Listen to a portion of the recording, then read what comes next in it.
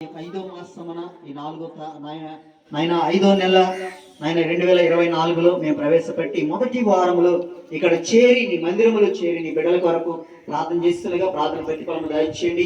వచ్చిన కాల్స్ను బాయ్స్ను వచ్చిన నాయన బిడ్డలందరినీ మీరు దీవించండి, నడిపిస్తున్న నీ బిడ్డలందరినీ మీరు ముందుకు నడిపించండి. రోజు ఒక వాడుగా చెప్తుండగా బిడ్డలకు మీరు తోడును ఆశ్రయించండి. పాటల ద్వారా మైంపరిచే భాగ్యాన్ని దయచేయండి. ప్రార్థన చేస్తున్నారు, ప్రార్థన ప్రతిఫలము దయచేయండి. వచ్చిన ఆయన నీ వాక్యాలు వింటున్నారు ప్రభా, నీ వాక్కును తీసుకొని వెళ్తున్నారు. బిడ్డలకు మంచి ఆరోగ్యం దయచేయండి. వారు చదివితే వేసమంతా తోడును ఆశ్రయం, వాళ్ళ తల్లిని తండ్రిని దీవించండి ప్రభా. నాయన నీకు వందనాలు ప్రభా, ఏమిచ్చి నీ రుణం తీర్చలేను. ఈ రోజు నాయన ఈ మొదటి వారములు ఇక్కడ చేరి నిన్ను సిద్ధిస్తున్నావంటే కేవలము నీ కృప, నీ సన్నిధి ప్రభువా, నీ కాపుదలతో మెండైన దీవెలతో మీరు నింపండి తండ్రి.